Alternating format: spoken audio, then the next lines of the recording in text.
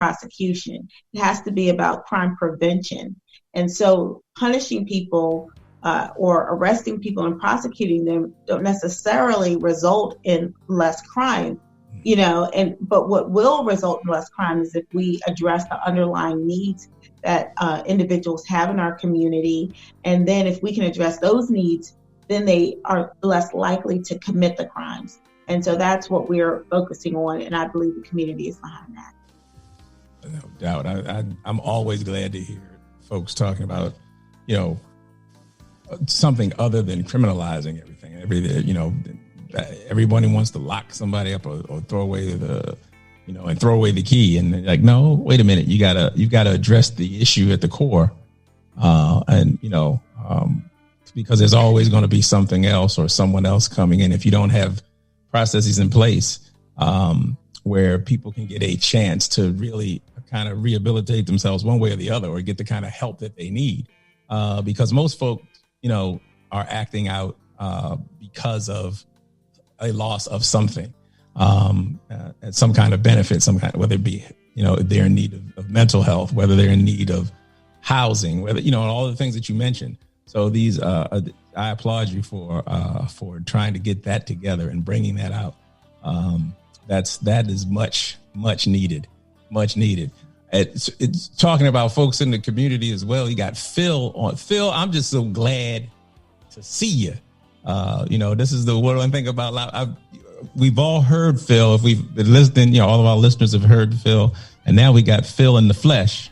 And Phil has been doing some great things, in the same vein in terms of trying to, move folks away from criminalization and things like that, and programs that give folks something other to do. Phil, tell us a little bit about what it is that you're doing in the diversionary programs that you've run. So again, good to be with you all. Good seeing you all. If you are wondering why our state's attorney keeps looking strange, this is the first time she's seen me with my 1970 Bush. It's good to be able to say to your listeners what you are hearing from the state's attorney. All of these things are real. Often you hear politicians talk about what they're going to do, what they want to do, but it pleases me to be able to let your listeners know this is all a reality. I sometimes forget, Chief, that until the state's attorney mentioned this, because you moved upward and onward, but I sometimes forget that you actually were the district commander for our district. And I believe that, in fact, I remember when I first met you, I think I can say that you really enjoyed being in a community that was looking at 21st century innovation ways of doing things. Absolutely. For me, then, Bad, I've been doing this for almost 20 years now, and I would be remiss if I did not tell you all that, again, our state's attorney who's talking to you, she's giving you truth, because 20 years ago, she pretty much started with us as our general counsel. She was never the bashful type. She was never the afraid type. In fact, I can remember a time, Mike, of course, and you would know, they wouldn't, when Martha Summers and I took her out on the streets when we were going to clear a corner of drug folks, and we got out of the cruiser and told her to sit in the car and don't get out. And when we turned around, there she was standing there, because she's always wanted to know. She's always wanted to hear it firsthand. She and I and a couple of others founded CPAC almost 20 years ago. And it was based on this premise that too many of our young people were ending up in the criminal justice system, and they did not know why. Now, understand, Mike, I'm sure that you can give countless accounts when you've arrested somebody, a young person, and the first thing they say to you is, I didn't do anything. The truth is, too many of them do not realize that they are violating the law. And because of that, they have no idea of the consequences to follow. So CPAC became an awareness organization to make our young people aware of where they are and how they will get to the future that they can enjoy. As the state's attorney said to you, we know, and if we look at police reform and we listen to the Black Lives Matter folks and everybody else, what nobody seems to really understand, and Mike, I think I mentioned this on the show before, too many of our young people lose their futures because of some minor offense. Sure. Something that they did, I don't care whether it was shoplifting or going into a vacant house or riding in a stolen car. They had no idea that that would follow them on paper forever. And because so many of the older guys would tell them, you're a juvenile, you don't have to worry about it. Sure. Well, we know that's not true. And so when I was a community leader, just for those who don't know, Kettering is what we'll call a middle-class community here in wonderful Prince George's County with about 13,000 residents. And as the president of the Federation, I always heard from residents, I'm tired of the boys hanging on the corner. I'm tired of them not having anything to do. You all need to find something for them to do, but nobody was actually doing anything. Mike will be able to tell you, in fact, you all need to do a show on Mike Blow, quite honestly. We looked at truancy. In any given time in Prince George's County, on any given day, we determined that there were more than 5,000 students who were out of school walking the streets. And if you begin to do the math and you look at that old, or listen to that old adage of the idle mind is a devil's playground, we realized that truancy was a big problem, but not just for law enforcement. What I realized as a community representative, truancy was bad for our community because these children were not being educated. That was the bottom line. They were not in school. They were not gaining an education. What I know from the criminal justice system, 88% of our prison population is either uneducated or undereducated. It doesn't take a rocket scientist to figure this out.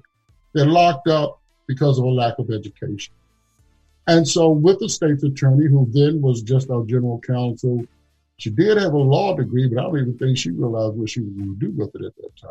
Mm-hmm. We looked at what can we begin to do. So I would say to Shannon and Finbad, we had a commander, a police commander, who at that time realized we have to do more than just lock children up. So Mike Blow was instrumental in giving us the resources we needed to do things in Prince George's County that had never been done before. But what we also realized, we had to look out for our patrol officers. They were tired of picking children up, taking them back to school, and before they could walk out the door and get in their cruiser, the children were running out the side door. Well, Commander Blow helped to fix that problem. When his patrol officers took them back to school, and as being truant, when they ran out the side door, Mike Blow had another one of his cruisers sitting there waiting to pick them up. But we did not lock them up. In essence, he brought them to CPAC. And bringing them to CPAC, the deal was, you're going to either go through this program and get it right, or we're going to charge you. Let me say to you all and all of your listeners, what we found out right away, the average young Black child does not want to get into trouble. They want to do well, but they have to learn how to do well. Nobody will listen to them. In the sheriff's office, and even the state's attorney just talked about domestic violence. When you all listen to people talk about domestic violence, you're always thinking about the man and the woman tearing the house up. What nobody gave any thought to was a 14 to 15-year-old who's upstairs and up all night long listening to this. So it was difficult for them to go to school and get an education. We took all of these things into account. And our state's attorney, who is my friend, we realized that the community had to step up and do their part. We could not throw this all off on the police. In fact, it was best not to throw it all off on the police. But the community had a police commander who was in step and on board with what the community wanted to do. That makes all the difference in the world. So when people talk about police-community relations, it sounds good, but if you don't have the right ingredients in place, all you have is a lot of talk. I will tell you, Mike, if you didn't know, I will tell you there were a lot of your colleagues who said, oh, Mike Blow is this and Mike Blow is that. But Mike Blow had one of the best districts in Prince George's County. He had a community that supported him to no end because he was making a difference. But I've heard him say on the show many times over, he could never have done that if he didn't have a community who was willing to work with him. Right. As we fast forward, our former, what were you called, state's attorney? Our attorney, whatever you would call. Counsel. When she became, or when Miss Braveboy said she was going to run for state's attorney, for me, I knew this meant something brand new for Prince George's County because I knew we were going to get away from all of the political talking points and we were going to actually get some things done. And that is happening here. Yes, we have diverted more than 4,000 children from the criminal justice system. But more than that, we have probably made more than 4,000 mothers and fathers and grandparents very, very happy because their children did not end up in a juvenile detention center. We have, I think, 4 of our young people who have gone on to put on the uniform of some law enforcement agency. Mm-hmm. Some have now become school teachers. They still come back. And we, because we're kind of like, we're a nonprofit, so everything we do has wheels on it. Our office is in one place 1 month, and the next month, well, we move to the other side. But they come and find us. Sure. That's right. They come and find us, and they are thankful for what they did. For our state's attorney, they remember her. And I will say to all of you all, and I try to be careful when I'm talking to her because she's got an ego, but they know her or knew her then. That's right. They knew what she did then, and they see her sticking true to it now. I got grandmothers who sing high praises for her. And so while it's not about her, it's really, and I would have to say this, Aisha, and I think in all fairness, and again, I would say to Shannon and Thinbag, you all really need to do a show about Mike Blow. I listened to it, it dawned on me. You all talk about a lot of things. You have a lot of great people on your show, but I don't think you all are even aware of who he is and what he has done. Wow. Mike made a big difference here in Prince George's County. And Mike, I don't know. I can tell your business because you're the public figure, so it's all about. Well, hold on 1 second, Phil. I got to tell it. I'm going to let you tell it, but hold on. We got a caller that wants to get in, and I appreciate it. But humbly, I just say, it's been real. I'm gonna have But to tell it. but hold on.